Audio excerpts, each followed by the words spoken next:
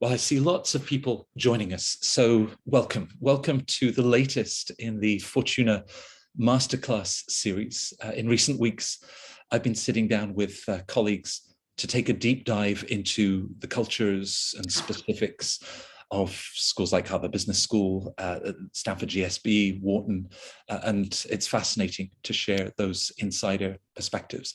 All of those recordings of recent weeks are available on the Fortuna YouTube channel, must viewing for all of you. But now with less than 2 months to round one deadlines, we're starting a new masterclass series that looks at each of the specific components, each part of the admissions puzzle, letters of recommendation, application forms, your resumes. And today we're starting with essays that always loom large in people's minds. All of the core essays that cover your applications to the top US, European, and other business schools. Now, one of my favorite essay questions has been asked by the Duke Fuqua MBA program for many years now. It asks candidates to share 25 random things about themselves. Well, I'm going to share just one thing about me, and it's not at all random. As a member of the Fortuna team, I get to work with a truly remarkable team. I call them the dream team, who bring their admissions expertise, their guidance to the work that we do with so many candidates from all over the world.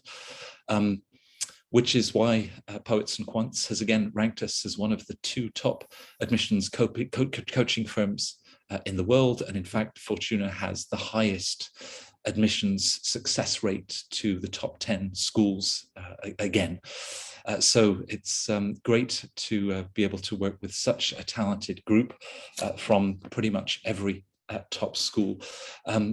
We love to talk with you. You know, before we dive into applications, really getting to know you, and we offer these free consultations, which nearly always overrun the 30 minutes that we set aside because we really want to make sure that we can answer your questions. And we will read those resumes beforehand to really have what we hope is a very helpful, a very thoughtful, and a very worthwhile discussion about your hopes and dreams and next steps for business school. The Masterclass series is my chance, as I mentioned, to sit down with my wonderful colleagues. And for today, and the focus on the essays that go into those MBA applications, I'm joined by Michel Belden. Michel is a former Senior Associate Director of Admissions at Wharton, and one of the reasons I think why we're a top-ranked firm. And also with Patty Keegan, who's a wonderful member of the team, former Associate Dean at Chicago Booth, and also former Admissions Committee at Stanford GSB. So we've got coast-to-coast experience. I did mention that this is one in a series, and next week we'll be looking at letters of recommendation as you sit down over the summer to talk perhaps with your immediate supervisor or the right person, the right individuals to really share the sort of insights and perspectives about your performance, your values, characteristics that will really resonate with the business school. So that, of course, is next Wednesday, the same time. And then a week after that, we'll be focusing on not just a resume, but a killer MBA resume. And we focus the idea of a resume that really is designed for the MBA application. And then all of those other elements that are in the application form. So much like today, you can register and join. These webinars are intended to be very interactive. I've got lots of questions for my colleagues, but perhaps you do too. So do send in those questions as we go. And we're going to jump right in. Now, Michel, you know this whole process so well, and we thought that we'd sort of give perhaps a bigger picture to get started.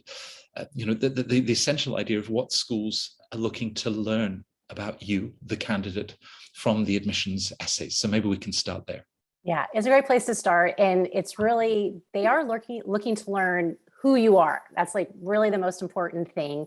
And so like we're covering in all our master classes, is this first step is to really take that time for the introspection and really understanding, you know, who you are, you know, where have you been, what have you done, the experiences you've had, and how through these stories that best really can, you know, build this story of, show them who you are. The admissions committee is what you're hoping to do, right? You want them to understand what makes you tick. You want to bring your story to life. So, right, there's no right answer. It's like they want to learn about you. So it's really going beyond, these are the essays. So you're going beyond your academic record and a bit of your work history. They're going to understand that. So these essays are providing them more context, right? And you're connecting the dots for them. So I think that's a great starting point, because if I was reading the essays, as an admissions committee member, you want to make me as an admissions committee member really curious to learn more and, to pique my interest through those essays. You want to also be able to, really connect with the reader, right? So if you can be as authentic and honest as you can through your stories to really, again, show them who you are, that's really should be your goal. And is to really start by thinking about, like, who am I? What do I want them to learn? And how can I connect with the reader on the other end? Right. As you said, there's no one approach, probably across the Fortuna Dream Team. There's between 300 and 400 years of admissions experience on the team. I mean, did you have a sort of a favorite approach? Did you sort of start with the resume and recommendations to then move into the essays when you'd already got some sort of background for the candidate? Yeah, my starting point is, let's get things done that you guys are about 2 months out, but, get your resume really polished, what the business schools are looking for in the resume done, check. Start the process with your recommenders. You want to get them started, giving them enough time, being really mindful of that.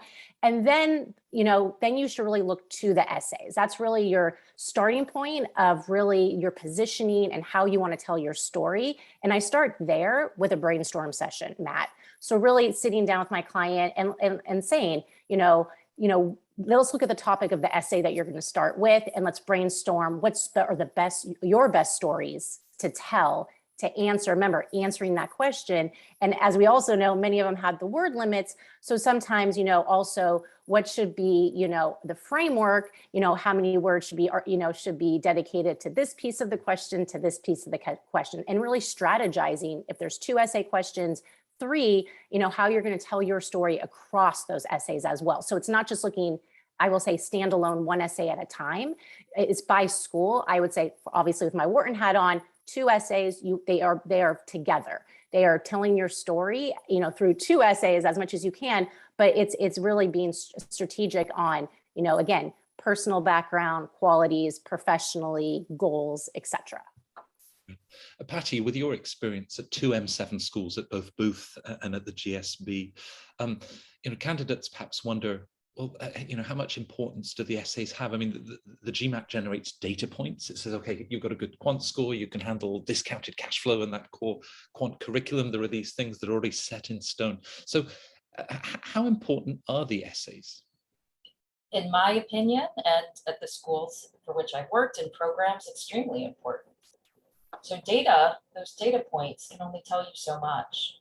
And the essays are really a chance for the admissions committee to get to know someone at a human level. I know, talking about business school, and it's become more common these days that, business schools want to know who you are as a person. Of course, they want to know if you can handle the work. Of course, they want to know if you can work well on a team and contribute to a team and be a leader, but they also want to know who you are, which I think essays are just a fantastic opportunity for you to do that. So very important. Michel, have you ever, with all of the candidate applications that you've reviewed, maybe the GMAT or GRE score wasn't quite at Wharton's average, or there was a gap in the resume, but you finished reading the rest of the essays and put them down and said, wow, we have to meet this person? Actually, exactly. And I say that to my clients now, and especially I'll say with the HBS essay, you want to leave them with that wow factor of, I want to invite this person to interview and learn more. I want to ask them follow-up questions, because you've really made, like I said, that connection with the reader. Because as Patty said, we have these data points. We have your undergrad GPA, we have your test scores, and those are all important, especially, as you said, at Wharton, the rigor of the program. I want to make sure I'm bringing you in and setting you up for success. But at the end of the day, we are building a class of people, who are really going to add to the community, as they say, right? And the ethos of that program. And it's your background, your experiences professionally and personally that really make it as rich, and we talk about transformative as it really is. So yes, the essays are quite important. And again, it can at least push you to maybe to that next step of, let's meet you in person, let's ask you questions. And I think that is your goal, right? You're submitting this application, they're reading you on paper. How can you come to life so you get to that next step, which is the interview. Now, I mentioned that in the course of the next 45 minutes, we're going to break down and look at some specific essay question types, and perhaps how our viewers can then approach all of them. But Paddy, before jumping into what matters most to you and why, or what the school should know about you, or with starting on Foucault's 25 random things, there are maybe some building blocks. We've identified it sort of as foundations to put in place before you start writing essays. So can you sort of perhaps take us through that thoughtful approach before that Hemingway moment and you start jotting down lots of ideas for the essays? Absolutely. Well, first of all, you need quiet time, which is, is not easy to find these days for any of us. But setting aside some quiet time to really think through this process, it's really a strategic thought process. What you're doing essentially is putting yourself forward in your best light possible, your candidacy. So really thinking about, a little bit of self-analysis goes into it, a little bit of honest introspection about who you are. This all sounds very touchy-feely, but it is important as a foundation to do this. So not writing a draft right away. Don't pick up the pen and paper. Don't sit down at the keyboard right away. Jot down notes and bullet points about what you want to include about yourself. I like to call it brainstorming with yourself. So the idea of brainstorming is that you write down, all thoughts, all ideas, and don't judge what you write down on there. So if you want the committee to know this about you and that about you, put that down in a list and come back to it. Just really spend some quiet, introspective time with yourself. And remembering that what you're sharing in your essays it's what's not on your resume. Your essays should really be highlighting your personal values and what has shaped them to this point. So thinking about some of those things in your life that have impacted you to this point and why they've impacted you. And we'll talk a little bit more about that in the context of the Stanford GSB essay. Another good sort of foundational exercise that I like to talk to my clients about is, the importance of stories. Spending some time compiling and organizing your own stories that really demonstrate who you are and your interests and values. Because specific stories about you, bring who you are to life on the paper. So spend a little bit of time thinking about people and events and experiences that have formed you.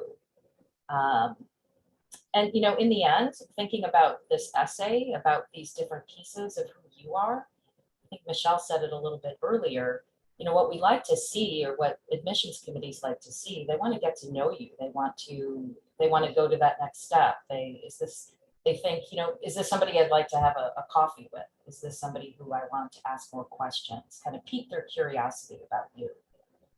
So I'd say the quiet time and introspection, which is really hard to find these days for a lot of people. And then the other kind of obvious thing is make sure you know the question that you're answering. So do your research, what are the essay questions, the prompts asking you?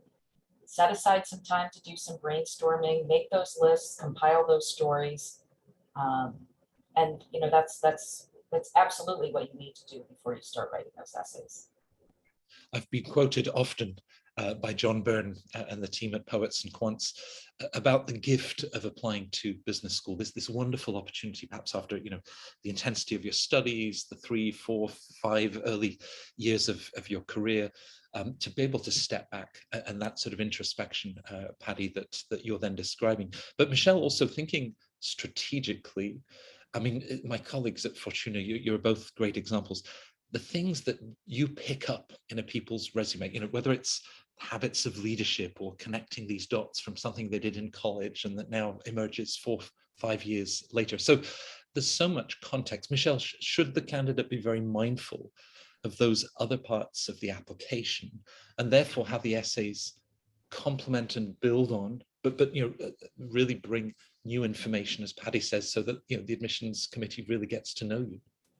Absolutely. And I think there is this strategic mindset you bring to it. And like Patty says, this starting point, because you have all these different components of the application, but many of them don't truly get behind and pull back the layers of what made that come to be, let's say. And therefore also what you would, as you do that introspection, is what are your key attributes? What are your values? What's important to you, who you are as a person, what you strive to do, impact, etc. And again, how are you able to bring that across? First, let's just say, with a resume, but with your letters of recommendation. So who are you asking, what they'll be able to highlight, and you yourself, what's important that you want to make sure they understand about who you are. And so strategically looking at the questions like Patty said, and really thinking about that is, I have always really, let's say entrepreneurial spirit. You really, you started that business back in high school, whatever it is, and you've really always had that within you. And that's something you really want to make sure you can highlight. Leadership qualities, teamwork, right? We know all these key components that the schools are looking for. So that is definitely important to keep in mind, but you yourself, who you are you a problem solver, right? Do you like to really go beyond, look the big picture, whatever it is, that's what you need to figure out about yourself. And that therefore you can share that with them and how you approach a problem, or how do you see the problem and how do you believe what's possible, right? So thinking really as much as you can in those ways, with really connected to your insight into your life purpose, your aspirations, as we'll get to. But I think that is really being as strategic as you can to make sure you can cover as much as you can, given the components of each school's application and what they're asking you. But before writing our own essays, some candidates perhaps are tempted to read the essays of people that successfully applied to top business schools. And sometimes, Patty, I will hear, oh, well, I've got to pull on their heartstrings at the beginning, show that I, came through these challenging circumstances, and then sort of the Hollywood music that ends with a high note towards the end of the essay. But I mean, you said yourself, it's your unique, distinct story. So there's no right answer. It's your answer, right? Yeah, absolutely. And believe me, readers know if it's sincere. And I think it is a challenge to hit that right note between, that emotional tugging at the heartstrings, that sort of emotional piece, and sort of being a little bit more realistic. So kind of finding that balance between, but it has to come from the heart. It has to be a genuine approach to answering these essay questions, and in particular Stanford's what matters most to you. And above all, it's funny that you mentioned clients always want to see, or applicants always want to see, a successful essay. I think that's distracting, starting off saying what's successful. That's someone else's story. I think in the mix of preparing for this, looking at successful essays makes sense at the right time. But I think it's a bit distracting at the beginning. And what I like to tell clients is, don't write what you think the school wants to read. That's such an important lesson.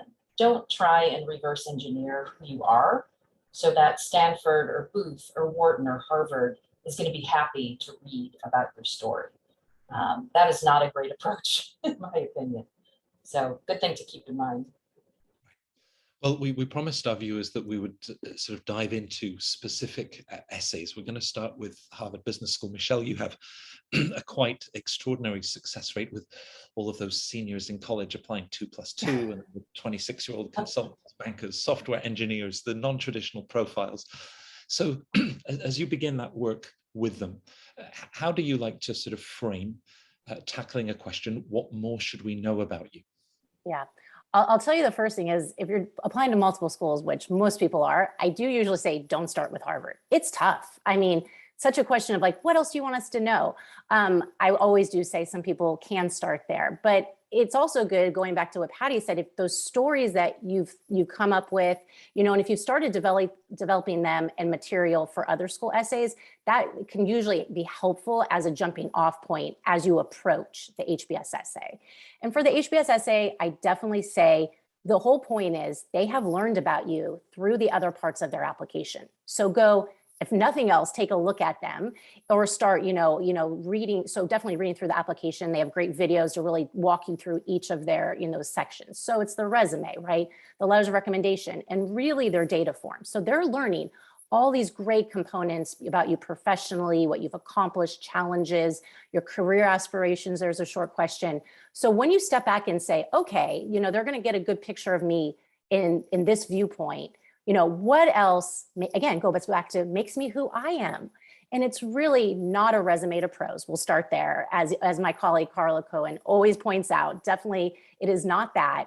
It is really thinking of a theme, again, that really represents who are you, what's been important to you, your journey, and really digging deeper into, your truth, the moments in your life that really helped you get to where you are today.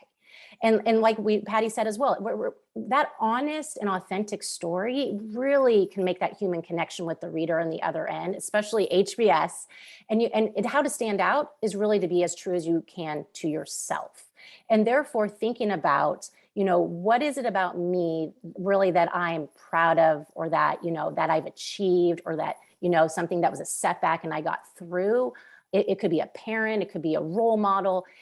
There's no right answer, right? But it is thinking about, what would I like to highlight through this essay, and really talk about I've grown, I've changed, I've been challenged, and really looking at those different components can really make this a successful essay, because it's truly about you. And let's also keep in mind HBS, what they're looking for: habit of leadership, community engagement, analytical aptitude. So as much as strategically you can think about as well to bring those components they're looking for throughout the application. But again, in the essay, I can highlight my leadership within this, particular space of my background. That is also important, because that is who they're looking to bring in, because of, they're looking to educate leaders, general management education, but also aligning, I guess, yourself with, the components that they believe are important for you to find success. So I would say, again, it's a tough one I believe, to start with. And I think we're going to move to Stanford next. I think a good jumping off point is the What Matters Most to You and Why essay from Stanford, if you happen to be doing both schools. I have many clients that don't do both schools, but at the same time, it's more of a, who am I, where have I been, the stories that I want them to know that they don't know from the other pieces of the application. Right. Now, Chad Losey, the admissions director at HBS, and his colleagues Eileen and the rest of the team in Boston, part of the guidance that they give, Michel, is to say, well, we start with your resume, then we look through those 2 letters of recommendation. So they've already got all of this background, and a lot of that will be professionally focused. So I've always seen this as perhaps an explicit invitation that says, if you're a banker, don't talk to us about more M&A deals that you've done. And if you're a McKinsey consultant, we don't need to know how good you are with decks of PowerPoint slides. This is about you. So is that the case, that they've already got this context, and then perhaps approaching this thinking, well, as the question says, what more, and going beyond that professional domain? Absolutely. I definitely agree with that, because, and I will say also, it's a building blocks, right? Like you said, if Chad, they say they start with this component, then read this essay now, again, is bringing you to life, and you're more than your job. You're more than your professional accomplishments. I'm not saying to leave those out, because I do have clients that will weave that in to the essay because it aligns with their theme, right? That's, again, another piece of their story, but there's much more to you. And ultimately, I think if you do find success with HBS, you have been able to articulate the whole story and background of who you are, what pushes you, what drives you, motivates you to get up every day. And that's going back. So that's my point is, it's really, and I think, again, Carla Cohen, who, a great article that, we've had out there for a while, is this, movie reel of the story of your life. So again, if you start with Patty's recommendation, which, sit down and think about those stories, and then thinking about what are the most ones that, again, now there is a word limit with the essay, which I think will be much appreciated by the applicants, is that with this amount of words, what are my most important stories to weave this theme and to really build this picture of who I've become. And I do think you can bring in your professional peace and maybe ultimately aspirations, if that's a part of your story, but they will also understand and see that, as Chad points out, from those other components. So, and again, it's who are they getting from admitting you to their class? What are you bringing? Your excitement, your motivation, that the impact you hope to make, let's just say, on the world. Not to go that crazy, but that's what they would love to understand. Right. One of our colleagues, Michel, Daniel, of course, Harvard MBA, and spent time working with the MBA admissions committee. We assume that all applicants to Harvard know about the case method. Certainly, they've been teaching it for 101 years. But he sort of reminds our viewers that, if you get called in a case, you have about a minute to say something relevant, on message, that contributes to the conversation. So just in reference to the word limit that was introduced just for the first time this year, do you think that then plays an important role? And how do you go perhaps from 2,000 words, it's a very open-ended question, and then really boil down when you're working with clients to the essentials to keep? Yeah, I would say that every sentence adds value, right? We really can learn something from each sentence that you are, sharing with us. And I say I think it's helpful because without, the word limit, people were all over the place, right? Our recommendation was under 2,000, but we had successful clients write anywhere from 800 to 1,800. Because it's your story and it's how much space did you need to tell it. But now I think with the word limit, to really hone in and focus in on, again, you could start big, write out all your thoughts and put them together, see where you're at. And then it is really tightening it up. So, because again, you want it to be fast paced. They're reading lots of applications. You want to keep them engaged. And the whole point is to move from one, again, story thought to the next. And that it really can, again, builds on each previous paragraph, let's say, to an ultimate, this is ultimately who I am, what's important to me, what I strive, who I strive to be, and the impact I hope to make. So you don't need so much fluff, maybe. I don't know if fluff is the right word even, but that you really can tell your story, I absolutely believe, within the word limit now to a much fuller extent. I think that I always find 500 words with Wharton Essay 1 is so tough because you can't give all that backstory. Therefore, let's say almost double HBS now. What else do you want us to know? There's quite a bit of space. And just think about everything is adding value and giving them more insight into who I am. I think fluff is a very good word. I try to avoid fluff whenever I talk with Kirsten Moss, the Associate Dean of Admissions at Stanford. In fact, when I was talking with Kirsten when Stanford had made her the offer for her new role at the school, she said how excited she was to join the school that had this essay question. It's something that Derek Bolton came up with about 19 years ago. It's iconic. They've kept it. Judith, Michel, and others, we all talk about how jealous their schools were that Stanford had such a great question. And of course, you got to read answers to this question with your time at the GSB.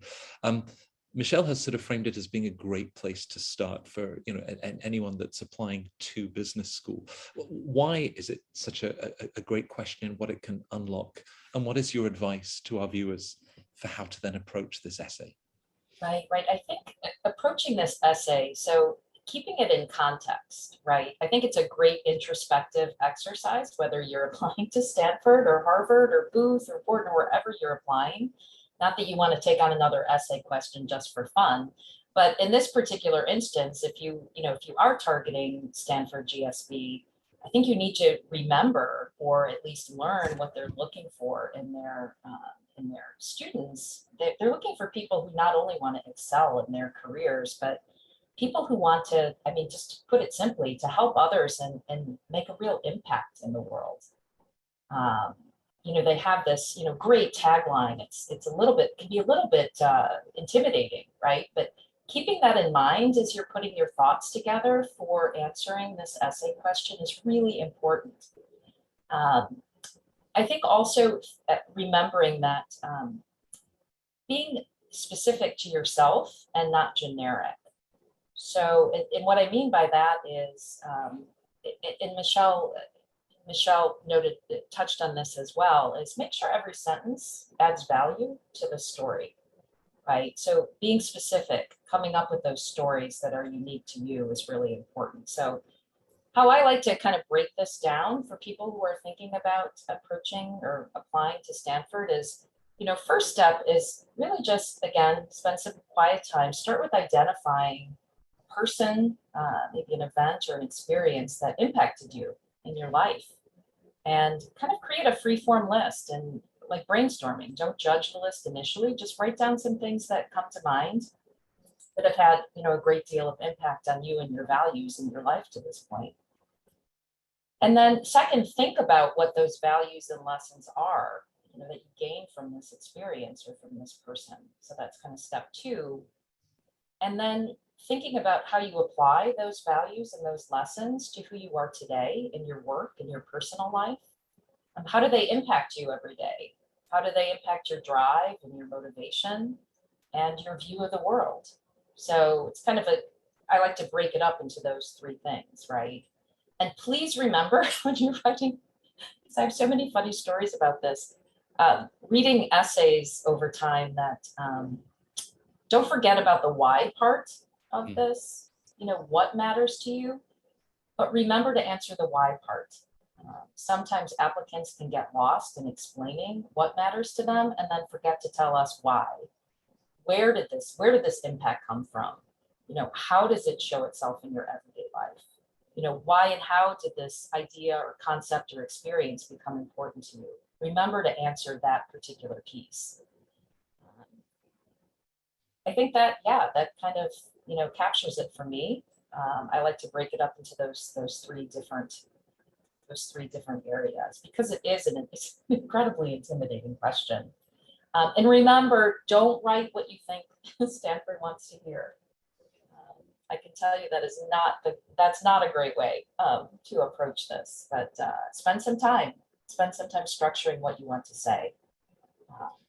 It's really, really important. Question a lot, and perhaps have family very high on that list, more cheekily golden retrievers, and then whether or not I can sort of sneak Venezuelan chocolate into the list of things that really matter to me. quite why. But to the point that you'd made earlier in this webinar about, it's your answer, and don't try to think about what Stanford wants to hear. That tagline is intimidating. Change lives, change organizations, change the world. And Kirsten has mentioned in some of the events that we've held together, perhaps people try to overstretch and they've been working in investment banking for 3 years and now they want to eradicate global poverty or come up with clean drinking water solutions in sub-Saharan Africa. So is it always just bringing it back to sort of being very grounded and perhaps also things that then they'd be able to identify in other parts of your resume? If it matters that much to you, presumably the school expects to be able to see that relevance in other parts of the application. That is a great point, Matt. I'm glad you brought that up, because every piece of your application should complement each other. So you don't want to surprise the admissions committee by having them read something in your resume or in a short answer question and then come to this essay and have this disconnect between your story. So you really need to connect those dots and make it very seamless. That's really important part of the whole process. And especially at the GSB, the admissions committee also looks for a connection between the what matters most to you and why, and the why Stanford. So I can tell you, when we were reading these essays, they're right next to each other. There needs to be a lovely flow between the two answers. The two should complement each other. So starting, telling them about what matters most to you and why, and then that should naturally feed into why Stanford. What is it about Stanford that's going to help bolster you, help reach your potential, help reach your goals? So thinking about those two in tandem is really important. Right. We work, Patty, with a lot of seniors in college or perhaps still in their master's program that are applying to HBS 2+2 at Stanford. It's described as deferred enrollment. And if not successful, it's lower than a 10% success rate, they might then be applying to Stanford 3, 4, 5 years later. Reapproaching this question, and perhaps this is true for any reapplicant, the response can evolve, right? From when you were 21, 22, and now a few years later. I hope so. Yeah, I would hope so. Those are pretty impressionable years for someone's development, right? In terms of education, going from high school into college and then perhaps starting in a professional life. So it should evolve. Humans evolve. That's an important part of the story. Absolutely. Now, Michel, we're going to move to the careers question. I often think about Columbia for this one, but Wharton, London Business School, many schools want to understand the role that the MBA from their school will play. Columbia's got it down to what is it? There's 55 characters. Even Elon Musk, rarely writes a tweet that short, though it might soon be humble pie.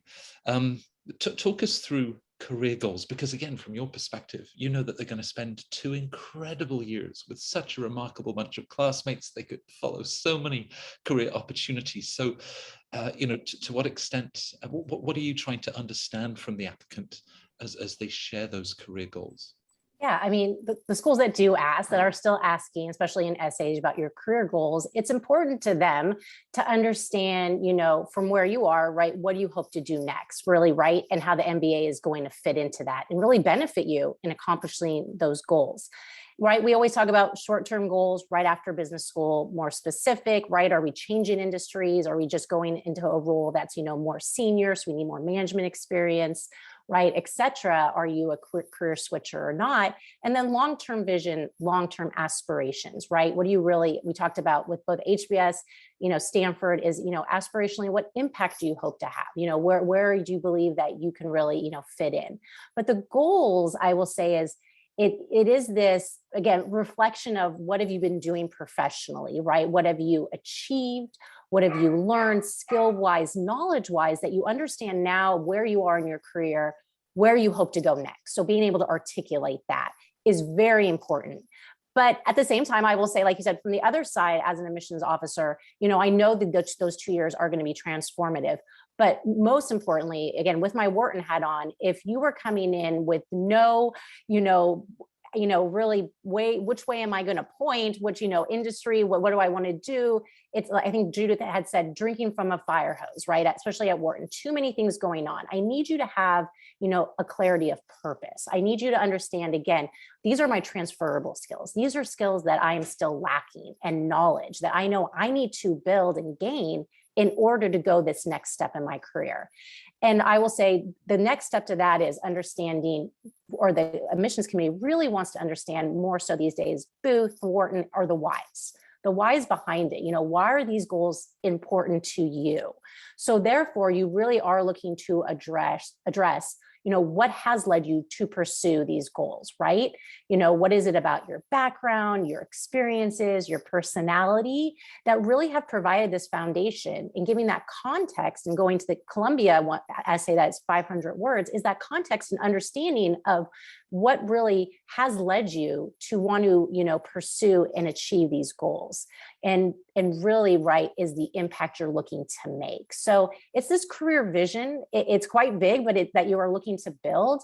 And in a business context, that, where are you looking to really, put your foot down and make your mark, and that it makes sense for you, right? So that's the most important part, again, is really being true to yourself, not looking to, well, I think, this sounds like a great next step for me, but it has to really be genuine, which is what it's the why behind it, because we want you to achieve your goals, and we want to see that you are coming in and have a rationale for pursuing them. And we do believe that our program in particular, that school, is going to benefit you and really, help catapult you and your career. So having that clarity of goals and tackling them is tough, but it is, again, for the schools that are continuing to ask that question, it's quite important to them.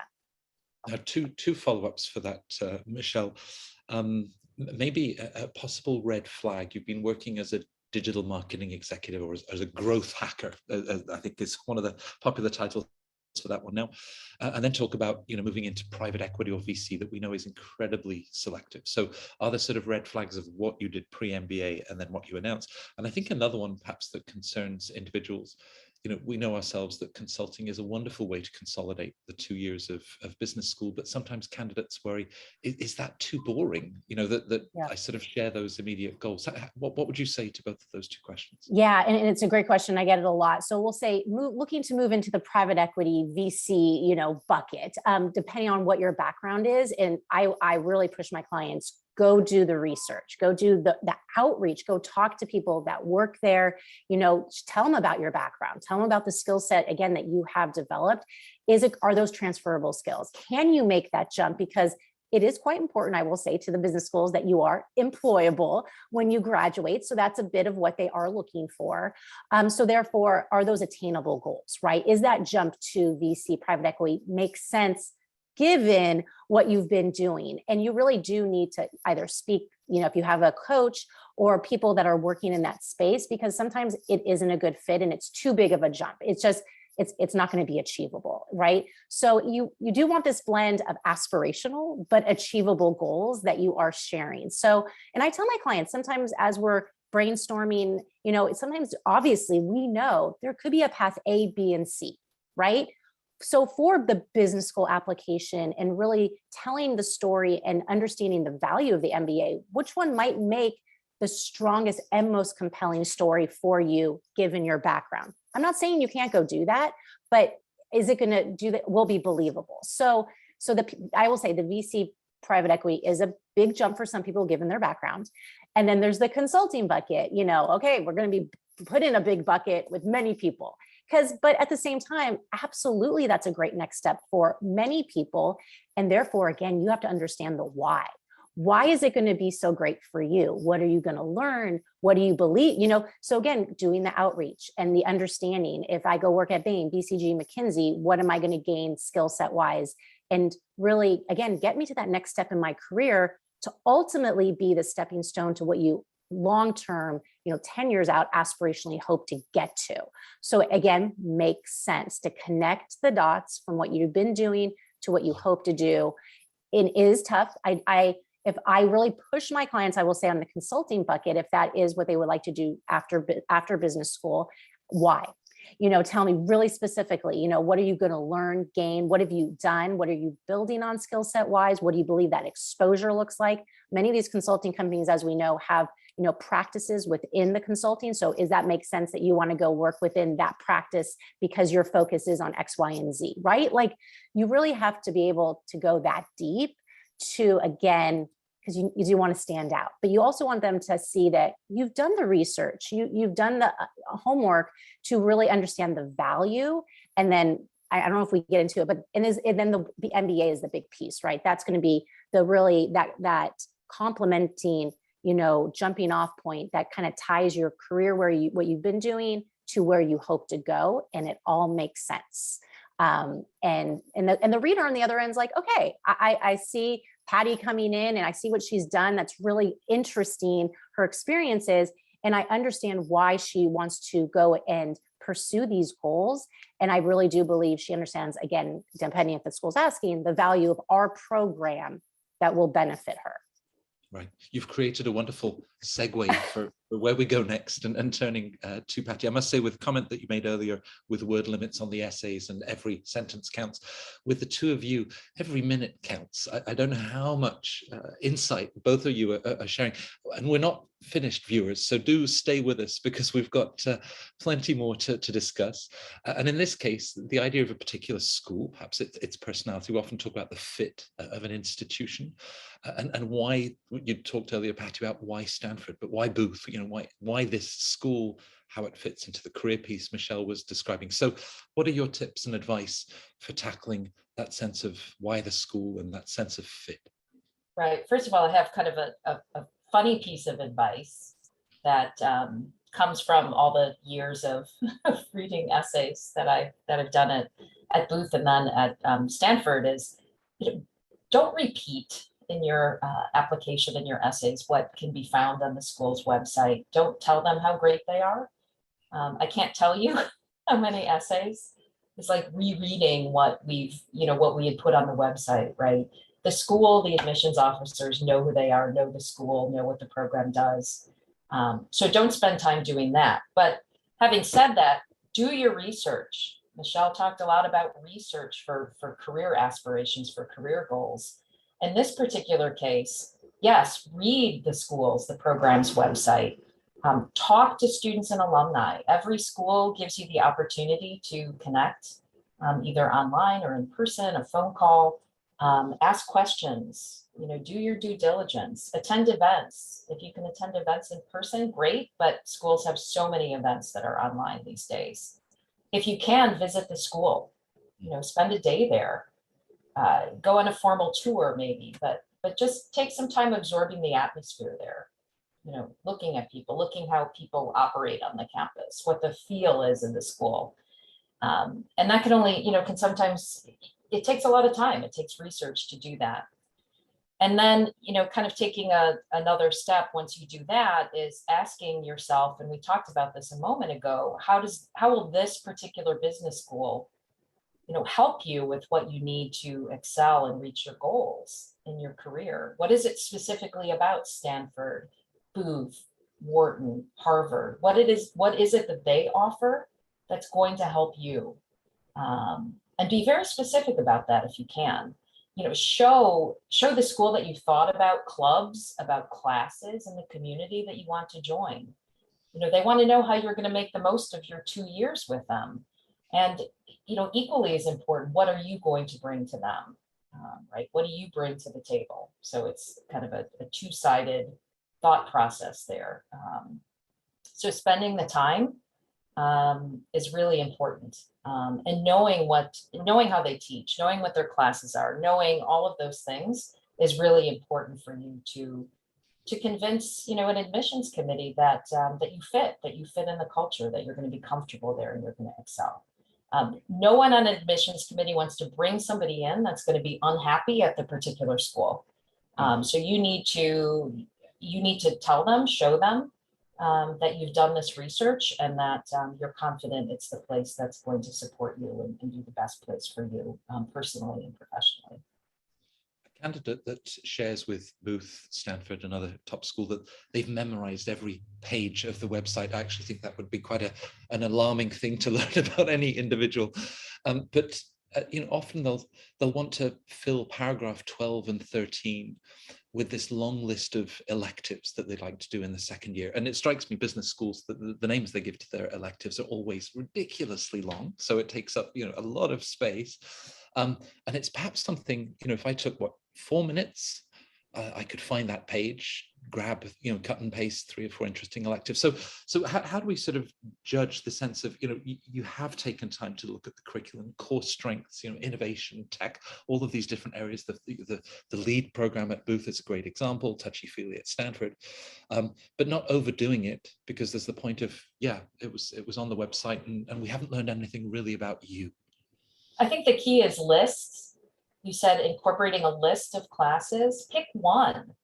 Pick one that you've read about, maybe spoken to an alum who took the class or a student who took the class. Make it genuine and real. I would rather read about something that you've investigated with that particular professor, that particular class, than you just listing, these all sound really interesting to me, and I'm gonna take all of these classes if I can. I think being very specific is the key there. Right. We talked earlier, Michel, about the HBS question, and yet in their application form, they've embedded all of these mini essays. There are lots of short questions. Perhaps the advice is to answer a short answer is give a short answer. How do you like to approach them, and perhaps also emphasize their importance? There's a reason why the school's asking these questions, right? Oh, yeah, absolutely. There's definitely a reason. And I always say the data forms in all the schools' applications are quite important. So don't leave them to the end. And like I said previously about HBS, understand what they're asking you and what you are, going to be answering, because it's, again, strategic. So map out what goes where.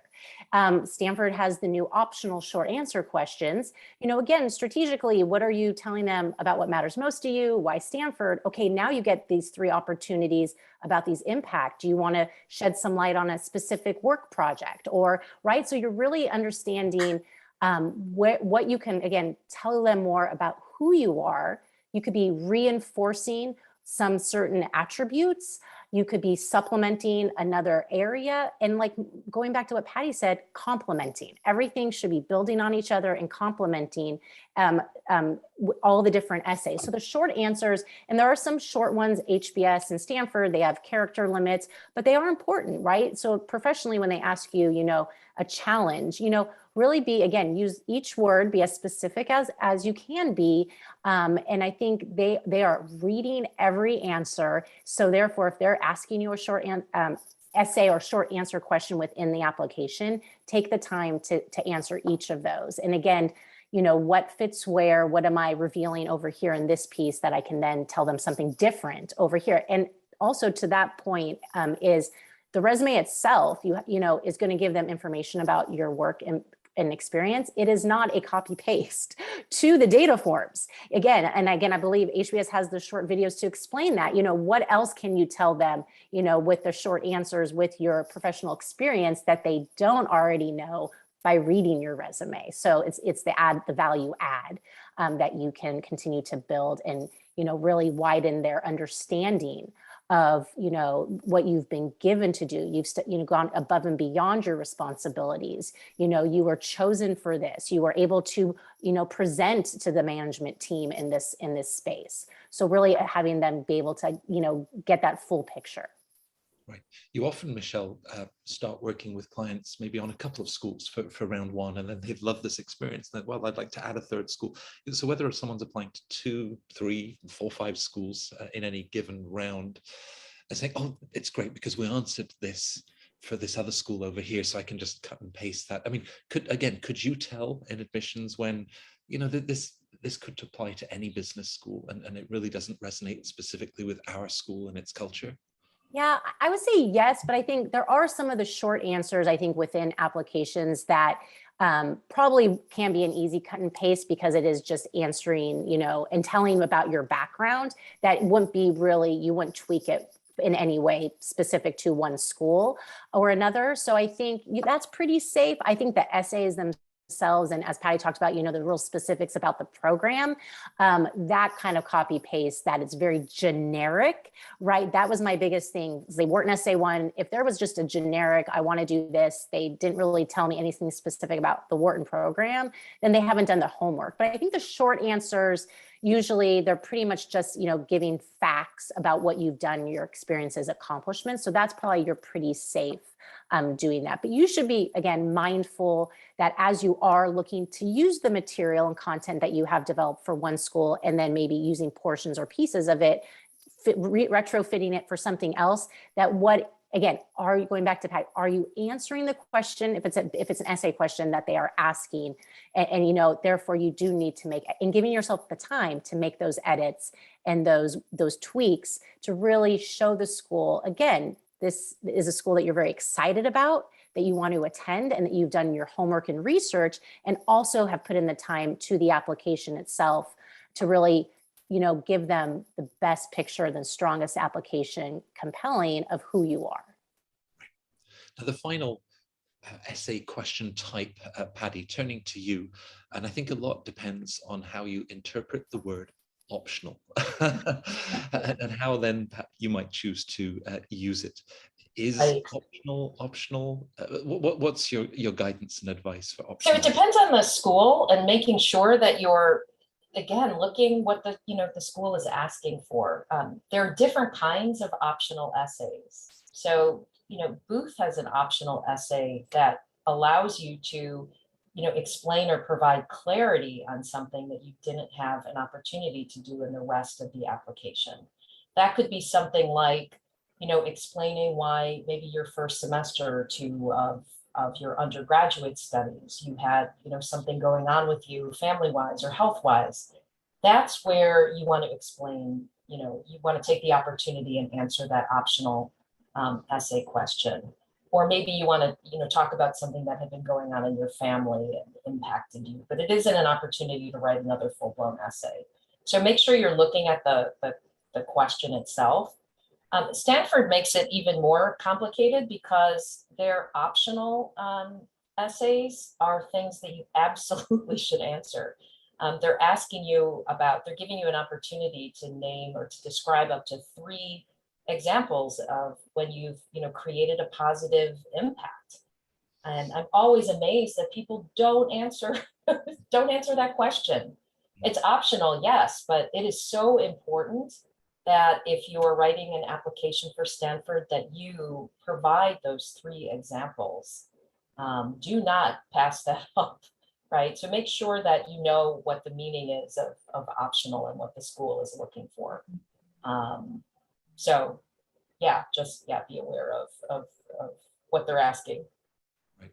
Given the importance of impact to Stanford and other schools, as you say, why give up the opportunity to highlight and showcase those 3 examples? But at the same time, they don't need this lengthy explanation of, well, I've never done well on standardized tests. And so were there certain things that you'd see in the optional essays and it's like, actually, I knew that about you from the resume, or you've just given me way too much detail in this optional essay?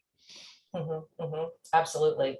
I think it's always important to put yourself in the shoes of the reader and think admissions staff, admissions readers are humans, right? So think about someone reading these essays and what what they might be looking for. Don't lose sight of that. Right. I wish I was 26 again. No, I wish I'd met both of you when I was 26, and to be able to, the way that you hold up this mirror, back to this gift of applying to business school. And I think in the last 45 minutes, the way that you've sort of framed this journey, this opportunity to explore the introspection that's involved and really think deeply about those different areas. Now, some of the questions that we've got from our viewers. Michel, I'm going to start with a careers question. We talked about, was talking about post-MBA in consulting too boring? Well, perhaps it's the idea that already pre-MBA, you're a consultant. Alejandra is asking, you're then looking to return to the same industry. So whether that's consulting and then back to consulting, or banking and back to banking, that shouldn't be the concern if the motivations, the passion, the excitement that you would feel are the same. Absolutely, I agree. And I say, if nothing else, it shows that that company values you, right? Especially some of these companies do still sponsor, or your recommenders will absolutely want to speak to them wanting you to return. And it shows that you've really made an impact and you're a valued, piece of their company. So, and again, that you're passionate about it. Why do you love consulting? Why are you excited to go back, right? What really has resonated with you? What do you believe you're good at that you're going to continue? And again, you're continuing to grow higher on the ranks, manager, partner, et cetera. And that's important. Absolutely. So don't overthink it, right? And if you've been successful and that's where you want to return and continue, and then it's really looking to say, well, why can you do this without the MBA? And your goal through the application, depending on the school, is to be like, no, I know the value of the MBA to return armed with more knowledge, more skills, more, feedback on my leadership style, right? So it's really to think beyond, what am I gaining by not just saying I'm going to check that box, but no, that you're really excited for that opportunity, and then to return armed with these 2 amazing years of experiences and knowledge to bring back to the company. Right. Patty, we talked earlier about reapplying, not just for the seniors that applied deferred enrollment, but perhaps someone that applied the year before or a couple of years before. In fact, Gillen's question, I'm guessing that Gillen actually reached the interview stage at HBS and is now looking to reapply. So he wants to know, how much change perhaps should they introduce to the main essay in Harvard's case? What more would you like us to know?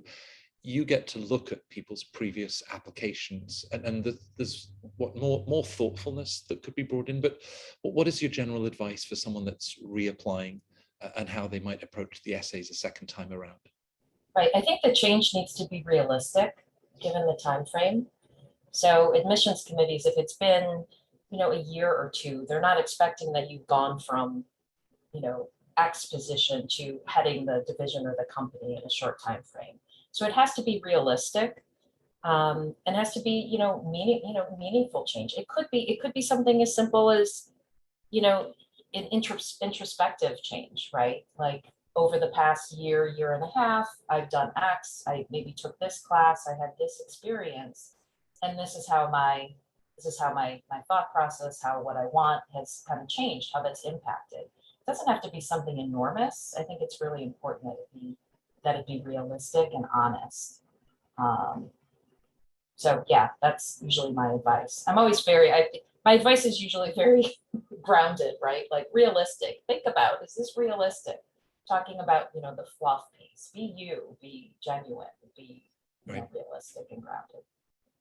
Applying to college, one of the urban myths to a question that one of the colleges asked, the question was, what is courage? And the applicant responded, this is. That was it. So the final question that I have, Michel, I'll turn to you for this one. We talked about word length, and one of our viewers is asking, how short is too short for the HBS essay, perhaps for any? I mean, you actually put it more in terms of getting things down to 500 words for the Wharton essay. Could an essay be too short? Well, I will say the essays that do have the word limits, you need to take advantage of every word they give you, because why would you miss out on that opportunity to tell them more about who you are, which is what we are, a big theme today, right, with essays. So if you have a 500-word essay, make it 500 words, because again, as a reader, again, Patty said, put yourself in our shoes. If I was reading an essay, I gave you 500 words and you gave me 300, I'd be like, oh, I would have loved to learn a little more. What a missed opportunity. So the ones that give you the word limits, absolutely use the word limit. And for HBS, now that they have the word limit, what is too short? I would say, again, let's say a 500-word essay is kind of the general Columbia, Wharton, So I'd say anywhere from, let's say, 500 to the 900 words. And again, how much space do you need to tell your story? But take advantage that this is HBS. This is your one real big opportunity to tell them more about yourself. I'm not saying you have to go all the way to the 900. If you're about 750, that might just feel right. Because again, as I spoke about, you want to be fast moving, fast pace, everything is adding value. And maybe you can do that in about 750 words. That's just a number I threw out. But my point is but giving yourself, as you reflect, and read it, be like, no, I really feel like I covered everything in that 700 words. Perfect. And they appreciate that at Harvard. Again, at the other schools that give you a word limit, use it to your advantage. In that sense, actually, to point out, Matt, am I right that Booth has a minimum? Booth is the minimum. Yeah. They are on the other end, right? Well, Patty can speak to it, and you can maybe, but that's actually the only school, right, that has a minimum. So again, but being mindful of what you're giving them to read and the time it takes. But Patty, perhaps the last word from you on Booth and the minimum requirement. The minimum, it's in the context of, how the Booth MBA will help you achieve your immediate and long-term post-MBA career goals, right? So they have a 250-word minimum, and they want you to add a little bit of depth to it, right? So they don't want you just to list, like create a list or give them, a very, very short answer, but they also, they want you to give something meaningful to them, right? And not just, one sentence. It is really unique, though, as I've gotten to know some other programs that Booth has this 250-word minimum. So be mindful of directions. It's really important. The admissions committee notices that. With the extraordinary reputations you both have, I can see well, Michel said it was okay for 700 words, and Patty said I could get away with 270. These things will become legend over time. I think as our viewers can appreciate from the time that we've just spent together, just the level of thoughtfulness and insight that they bring. A viewer's just written in to ask about the difference then applying to European business schools. Well, the great news, our colleagues at Fortuna were the directors of admissions at INSEAD, or Emma was the admissions director at London Business School. I think we have 15 colleagues from top European business schools, lots of recordings and resources on Fortuna's website and on the YouTube channel and Facebook and elsewhere, where we take specific dives into each and every school, INSEAD, LBS, IMD, HEC, Oxford side included. So I do encourage you to browse all of those extraordinary materials that the team at Fortuna Fortuna have put together. Patty and Michel both said, finding out about your story, that's something that we really want to bring to the strategy sessions, these free sessions that we offer to find out about your background and where business school fits next. This was the first in a series of masterclasses. It was all about essays. Next week, I think we said it's on to letters of recommendation. And then the week after, we'll be looking at those mini essays in the application form in a bigger sense. And of course, your resume as you put all of these pieces together. But I guess at this point, I want to thank our hosts, Poets and Quants and Tori, that always take such great care of us. And of course, it's always a joy to spend time with Patty, with Michel. Thank you to both of you for a really wonderful session on essays for people's applications. Thank you so much. It's been wonderful. Yeah, thank you. Thanks for joining, everyone. It's been my pleasure to be here today.